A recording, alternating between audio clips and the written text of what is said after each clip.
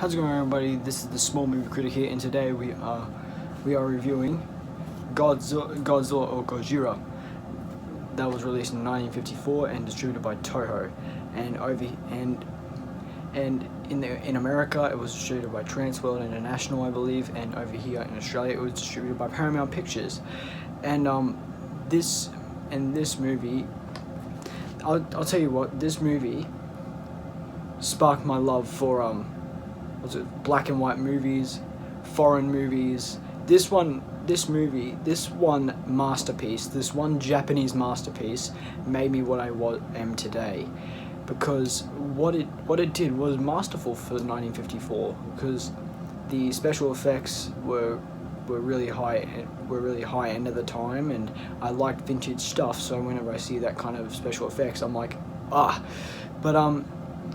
but yeah, and especially the hard work that they had to do to get this film done, because the hard work that they had to do to make the suit, because rubber back then, after World War II, rubber was very scarce. They didn't know how to do it, so they had to do concrete, and I don't know how they used concrete, but they did. And apparently the actor, I forgot his name, I shouldn't forget his name, he passed out a lot on the set because the amount of heat that was taken in with the suit. And props for him, because he did a magnificent job. He did an amazing job to give Godzilla his personality, his way of walking, and his way of destruction that we know today. See, Godzilla is not really known. Oh god, Godzilla is not really known that well anymore. Actually, hold on a minute. It is known very well today, but people don't fully appreciate what Godzilla is, because it's, bad dubbing and all that. I don't mind that, and they don't like foreign languages, which I find absurd. And there are modern people out there that don't like black and white movies. I'm like, what? But yeah, as soon as you get into this movie, okay. I'm stuttering again. But I thought, when I first came back into this movie, I thought that the humans did not really have any narrative. It was always the monster scenes that really brought me back. But no, the humans had some purpose of being there. They had narrative. They had something to be there for. They were the eyes for us in Japan to have first hand of what this big disaster could have been. And if you didn't know that Godzilla is born and is a message of nuclear weapons, because as it's stated from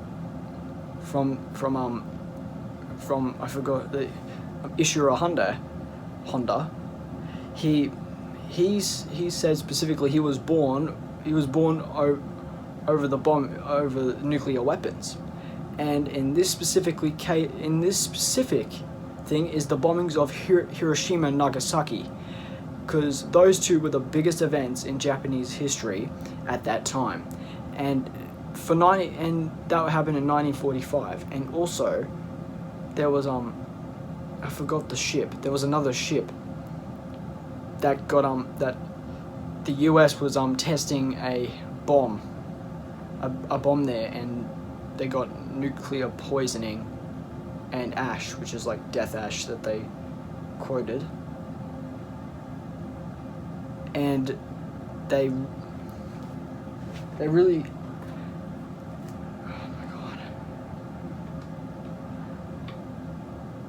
and sadly for one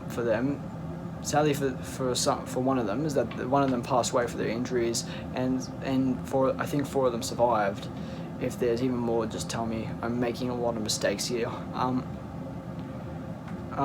But the availability of these films, I'm going to talk about the availability right now, is that over here in Australia we get most of them, but we don't get all of them. We don't get Godzilla versus, wait a minute, I'm trying to read it. Godzilla Raids Again, Godzilla versus King Kong versus Godzilla. That's coming up next year. Yeah, so I'm holding this one here. This is the Australian thing, the 6-movie collection of the Showa Classics Volume 1. I've unboxed this on my channel, you can go back and see it. Okay, I'm gonna stop from that point on. I'm gonna get onto the movie. The movie is basically what it God, stop stuttering, Joe. Gee. What this movie was basically all about is to sum up the destruction of Hiroshima and Nagasaki in a monster form, like a more censored version of it, not like full out Hiroshima and Nagasaki, but this movie basically posts a message of the power of nuclear weapons and what it can do to humanity, and how much it can't be stopped.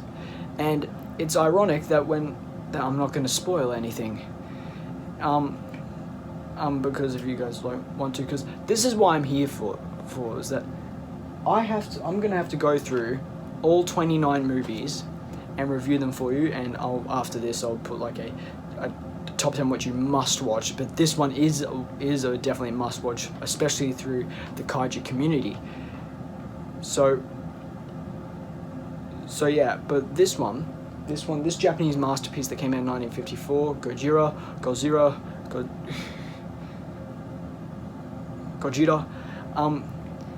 I give this, out of 5 stars, I give this a solid 4.5 out of 5.